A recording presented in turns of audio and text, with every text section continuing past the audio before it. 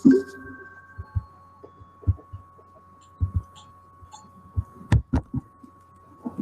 halo semua. Sekarang kami dari K1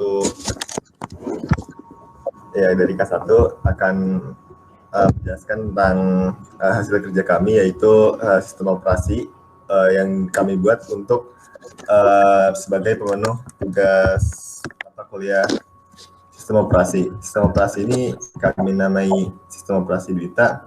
Sebelumnya, mari kita perkenalan dulu. Ada saya di sini Muhammad Dwita Harisayana, bisa dipanggil Dwita, NIM-nya 135-19041. Saya Daniel Mario Renaldi dengan NIM 135-19031. Saya Dwi Aditya Hanif dengan NIM 135-19046.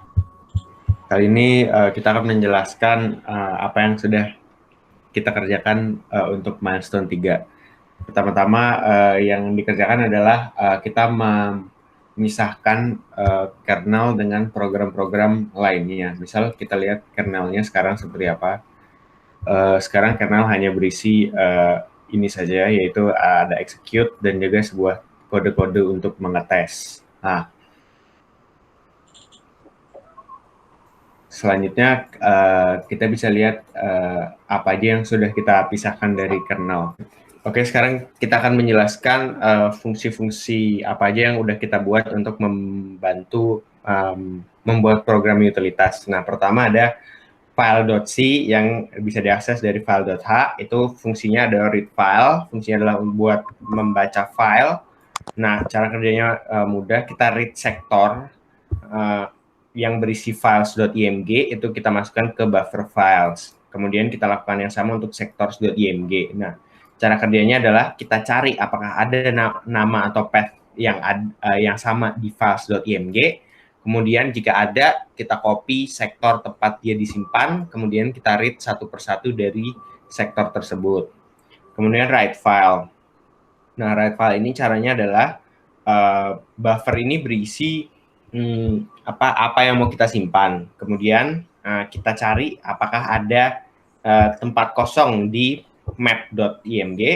Kita cari juga di files.img dan sektor.img. Jika di ketiga file tersebut ada tempat yang kosong, maka kita tulis pertama-tama di files.img dulu, terus habis itu kita tulis di map dan sectors.img secara bersamaan. Itu kita tandai di sektor mana dia disimpan, dan di map.img kita tandai dengan 0xff yang pada sektor yang disimpan. Kemudian kita lakukan write sektor pada map, files, dan sektor sama di system.img. Nah, lanjut ke delete file. Nah, delete file ini cukup serupa dengan read file. Pertama kita cari dulu apakah dia benar-benar ada di files.img. Jika ada, kita simpan di mana dia ada di map.img dan di sectors.img. Kemudian semua data-data yang ada pada ketiga file tersebut kita tandai dengan 0x00 untuk menandai bahwa di situ datanya sudah dihapus. Lalu kita lanjut ke copy file. Caranya adalah pertama argumen utamanya ada dua, yaitu ada source path dan target path. Jadi source path itu adalah file yang ingin di-copy, target path adalah file yang mau tujuannya. Pertama kita read dulu apakah ada file yang mau di-copy, kemudian kita write file ke tempat target. Jika kedua operasi tersebut menghasilkan kegagalan, maka akan muncul pesan error. Nah, lalu ada move file. Nah, move file ini juga sangat sederhana. Pertama kita cari dulu apakah benar ada file path yang ingin kita pindahkan. Jika ada, lalu kita ganti penanda parent directory dari file tersebut pada files.img dengan directory tujuan. Itu adalah cara kerja utama file.c. Lalu kita akan lanjut ke execute. Nah, execute ini fungsinya adalah untuk mengeksekusi program. Nah, argumen yang diambil adalah file name aja sama segmen. Segmen itu tempat memori di mana dia dieksekusi. Nah, caranya adalah kita read file dulu. Read file dulu apakah benar ada si program yang ingin kita eksekusi, lalu kita put in memori di segmen yang sudah dituju, lalu kita launch programnya. Launch program itu dilakukan dengan program yang sudah dibuat di assembly. Lanjut ke folder.c. Oke, buat folder.c ada dua fungsi, yaitu create folder sama delete folder. Yang pertama create folder. Create folder itu intinya kita pertama mau nyari parsepad dulu, pad yang ada di argumen create folder. Terus kalau misal instansinya tidak sama dengan 2, artinya tidak ditemukan folder dalam sektor files, itu akan diproses di apa namanya dibuatlah foldernya. Terus kalau misal is suksesnya bukan sama dengan 2, artinya nama folder tersebut ada dalam sektor, berarti dikirimkan pesan error tidak bisa membuat folder dengan nama yang sama. Terus lanjut ke delete folder. Delete folder itu sama aja kayak create folder, cuma bedanya waktu di parsepad kita mau nemu yang hasilnya sama dengan 2. Nah, kalau misal ketemu yang sama dengan 2, kita cek dulu nih dalam folder tersebut ada files apa enggak, dengan cara dicek files IDX folder kali 16+1-nya itu tidak sama dengan XFF. Kalau misal ada, berarti kita harus delete file tersebut. Kalau misal tidak ada, kita delete folder tersebut dengan cara nge-write sektor dalam files, di write-nya menjadi 0x00. Terus kalau misal ternyata suksesnya bukan 2 tapi 0, itu artinya folder tidak ditemukan. Mungkin bisa lanjut ke util. Nah, util.c ini ada 3 fungsi, yaitu read sektor, write sektor, sama parsepad. Read sektor itu ya intinya kita buat ngebaca suatu sektor. Caranya mudah aja, kita tinggal manggil interrupt 0x13. Terus kalau yang buat write sektor itu kita buat nulis dalam suatu sektor. Kita juga memanggil interrupt 0x13. Yang kita tulis tuh buffernya ya. Terus buat parsepad itu intinya kita mau ngecari suatu folder atau file pada suatu path gitu. Kalau misal ketemu, dia bakal nge-return angka 1 atau 2. 1 untuk ketemu yang bentuknya file, 2 untuk yang ketemu bentuknya folder. Kalau misal ketemunya 0, berarti dalam path tersebut tuh tidak ada dalam suatu sektor. Lanjut, kita ke text.c. Ya, untuk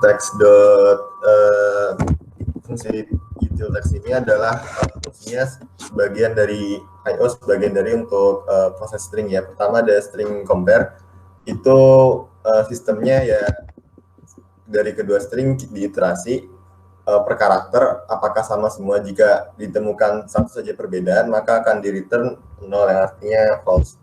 Itu adalah string length, itu mencari panjang dari sebuah string. Juga sistemnya cukup mudah ya, itu jadi setiap karakter diiterasi sebelum sampai mendapatkan end of string gitu, antara backslash 0, backslash r atau backslash n. Berikutnya adalah print string. Ini kita pertama memanggil interrupt 0x102 yang artinya kita menuliskan ke dalam, yang menuliskan gitu kan. Terus kita tuliskan apa inputan kita sampai input tersebut adalah backslash 0 yang artinya end of string. Terus yang read string itu pertama kita panggil interrupt 0x16, itu artinya kita input, lalu kita panggil interrupt 0x10 yang artinya menuliskan gitu. Itu dilakukan terus sampai ditemukan kondisi berhentinya. Lalu itu untuk math.h, ini fungsinya adalah untuk beberapa fungsi matematis penunjang. Ada div yang artinya ya integer division, sama ada mod yang artinya modulo. Cukup. Sekarang kita akan menjelaskan program utilitas yang membuat shell. Nah, pertama kita akan lihat dulu bahwa program itu ada di directory bin. Nah, itu ada shell.c, terus kita juga ada rm.c, terus kita juga ada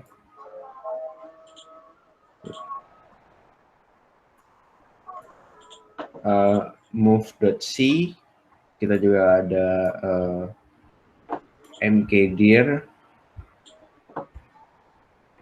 terus ada ls juga, ada ln dan cat.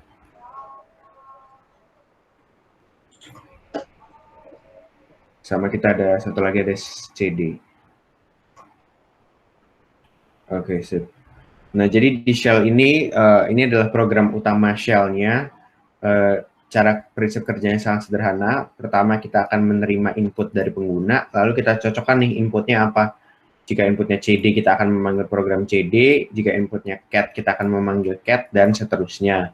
Nah, input shell ini kan ada argumennya. Nah, cara kita mempassing argumen adalah kita tulis argumen tersebut ke sektor 0x104 dan 0x105 untuk komen-komen yang butuh 2 argumen. Kemudian kita tulis juga current directory-nya ke sektor 0x106. Nah, fungsinya itu untuk mempermudah eksekusi program yang lainnya. Lalu kita panggil execute program, nama program yang dieksekusi, dan kita panggil di segmen 0x3000. Nah, selanjutnya saya akan menjelaskan tentang move.c. Nah, move.c ini sangat sederhana.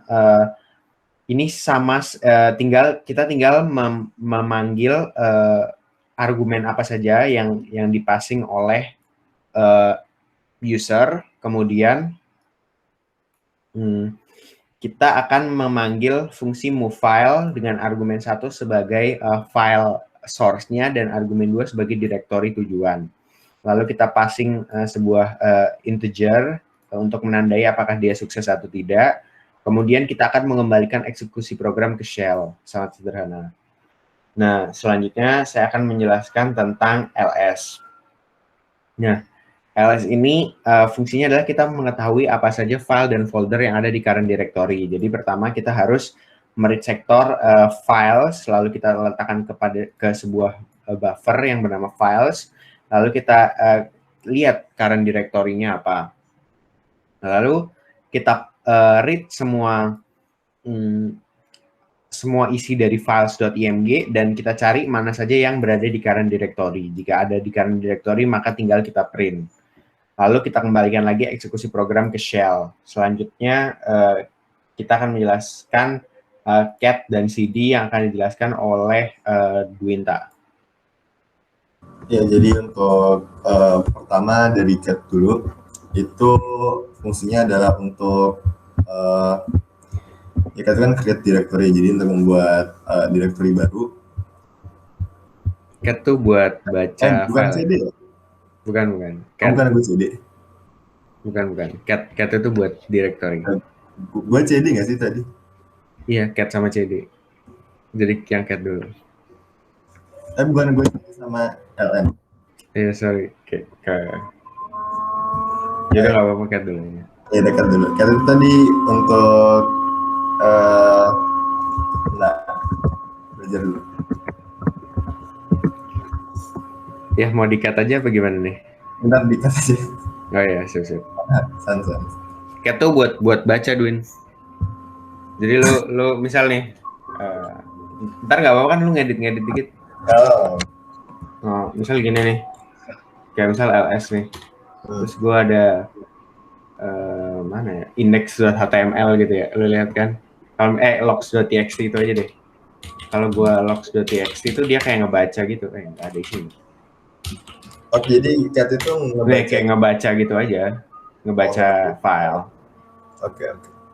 Cara kerjanya tuh basic aja, kayak dia read sektor, maksudnya dia read file terus di print string, udah basic banget kalau cat tuh. Kalau cd cara kerjanya lu ngeiterasi di files.img terus cari ada nggak yang namanya sama. Kalau ada, lu current directory-nya itu diganti jadi kayak directory yang di CD-in gitulah intinya.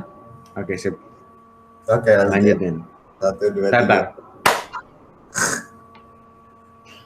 Dari CD dulu berarti, cat dulu ya. Nah, jadi untuk comment cat ini fungsinya adalah untuk membuka file dan melihat isi kontennya sih sebenarnya gitu. Nah, jadi pertama itu ada bagian persiapan dulu, dilihat direktornya di mana. Lalu cukup jelas aja sih. Jadi kita read file dari path tersebut, dari direktur tersebut. Lalu jika ada file yang dimaksud, ya, maka kita print string dari isi dari file tersebut. Kalau misalnya nggak ada, kita berikan pesan error. Nah, kalau untuk yang CD, ini kan fungsinya untuk membuat direktori baru ya. Buat masuk ke direktori ya? Apa? Buat masuk ke direktori. Buat masuk ke direktori. Anjir, gue lupa. Ntar cut lagi. Apa ya yang... Oke. CD ini fungsinya untuk masuk ke direktori baru. Iya, untuk masuk. Terlalu lagi. Nah, CD ini fungsinya adalah untuk masuk ke sebuah direktori. Jadi pertama, kalau di inputnya adalah CD direktori gitu. Kalau untuk sistemnya, pertama kita bagaimana yang bisa dilihat ada parse bus untuk melihat apakah ada gue bingung cara kerja gimana. Di mute nih. Nih masih mute nih. Lu nyari di files.img ada directory itu atau tidak. Kalau ada variabel current directory-nya diganti jadi directory itu. Intinya gitu deh. Gue nyari di files.img. Terus kalau misalnya ada variabel current directory itu diisi sama directory tersebut. Oh, ada apa? Ada di files.img. Oh, apa yang gue pengen gitu? Nah, maksudnya gini, kan dia ngepas argumen, ya kan? Nah, jadi kalau misalnya argumen tersebut ada di files.img, current directory-nya diganti jadi argumennya. Kalau misalnya nggak ada, pesan error. Oke, gue bantu ya. Okay. Jadi fungsi ini menerima argumen berupa apa directory itu. Nah ya, fungsi ini menerima argumen berupa directory, di mana lalu kita gimana nih tadi? Ya gue aja deh ya. Biar cepat. Jadi selanjutnya kita akan membahas CD. Nah, CD ini fungsinya buat masuk ke sebuah directory. Nah, pertama kita baca dulu argumennya dan current directory kita. Nah, kita iterasi di files.img. Jika misalnya di files.img itu ada foldernya yang kita tuju, maka current directory akan diisi oleh folder tersebut. Kalau tidak ada, kita keluarkan pesan error. Lalu kalau misalnya ada, kita current directory tersebut kita write di system.img, kemudian kita kembalikan eksekusi program ke shell. Nah, selanjutnya ada ln. Nah, ln ini sangat mirip dengan copy. Jadi dia fungsi utamanya itu sebenarnya adalah melink dua file atau seperti sederhananya membuat shortcut. Jadi intinya adalah dengan supaya mudah kita tinggal mengcopy isi dari suatu file atau file source ke file target. Caranya adalah kita read file dari file source, kemudian kita write file ke file target. Jika kedua operasi tersebut menghasilkan suatu kegagalan, kita keluarkan pesan error. Jika misalnya tidak, kita kembalikan eksekusi program ke shell. Lanjut mkdir dan rm yang akan dijelaskan oleh Hanif. Oke, pertama buat mkdir ya. Oh, oke. Mkdir itu kan buat nge-create folder gitu kan. Tadi kan sudah saya jelaskan, saya udah membuat fungsi bantuan create folder. Jadi gampang simpel aja, kita read sektor dulu argumennya sama current directory-nya. Terus karena tadi intinya kayak create folder itu udah ditanggung sama fungsi create folder, kita langsung manggil create folder aja. Nah, ntar sukses sama berhasilnya itu udah diurus sama create folder, kita langsung panggil execute program balik ke shell. Terus lanjut ke RM. Nah, buat RM ini kebalikannya mkdir ya. RM ini buat ngedelete folder atau file. Jadi simpel aja sama kayak mkdir awalnya, tapi di sini kita parse-parse dulu indeksnya, parse-parse dulu argumennya. Soalnya kan kita kan bisa ngedelete folder atau file. Ini cuma buat ngecek yang mau kita delete itu folder apa file. Kalau misal hasil dari parse-partnya itu 2, berarti kan itu tadi udah saya jelasin bentuk folder, kita manggil delete folder. Kalau misal 1, itu kan berarti file, kita panggil delete file. Dan kalau misal 0, berarti yang diminta sama user itu sebenarnya nggak ada di sektor begitu. Terus kita manggil execute program untuk mengeksekusi RM begitu. Oke, selanjutnya kita akan lanjutkan dengan demo. Nah, untuk demo program ini kita tinggal masuk ke directory, lalu kita tinggal execute shell-nya, karena sudah sebelumnya di compile. Lalu kita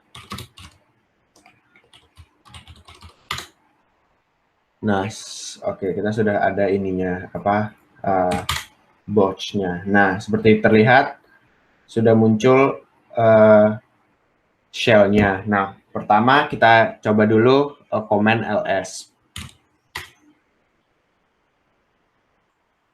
Seperti terlihat akan muncul semua file-file yang sudah di-load terlebih dahulu. Nah, file-file ini adalah file-file program utilitas. Nah, kita lihat ada sebuah file yang namanya daniel.txt, itu adalah sebuah file yang sengaja kita load untuk testing. Nah, pertama kita coba peragakan cat.txt, cat, kita coba comment cat dengan argumen seperti ini. Dan terlihat bahwa muncul this is sample yang merupakan isi dari daniel.txt. Nah, selanjutnya kita akan coba move, yaitu kita akan move dari directory root ke directory Daniel yang itu merupakan folder. Jadi kita move ke, lalu kita coba ls lagi. Seperti terlihat daniel.txt sudah tidak muncul di root. Sekarang coba kita cd ke Daniel, lalu kita coba ls. Seperti yang terlihat daniel.txt sekarang muncul di folder Daniel dan fungsi file atau folder lain tidak muncul lagi di Daniel. Selanjutnya kita akan coba command ln. Nah, ln itu tinggal menulis dua buah argumennya, itu dua buah nama file. Misal kalau sukses akan muncul pesan link created. Jika kita ls, maka kita lihat akan muncul dua buah file. Lalu coba kita cat duitan.txt. Seperti yang bisa dilihat, hasilnya di sampel juga, itu artinya sudah terjadi link antara Duinta dan Daniel. Selanjutnya kita akan coba comment mkdir yang fungsinya membuat sebuah folder. Coba kita buat sebuah folder, lalu kita coba ls. Nah, kalau bisa dilihat itu ada folder walaupun printingnya masih agak error. Kalau bisa dilihat ini ada comment folder. Nah, selanjutnya kita akan matikan dulu ininya karena kita belum menghandle cd titik-titik. Jadi kita ulangi lagi proses compile-nya.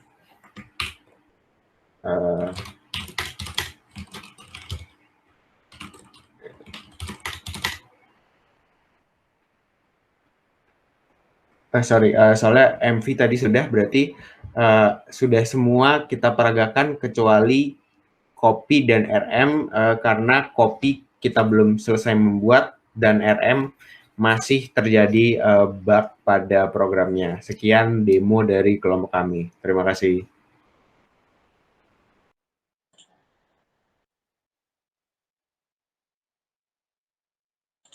Di recordingnya dimatiin dulu. Iya deh. Biar lu nggak kelamaan Udah, ngeditnya.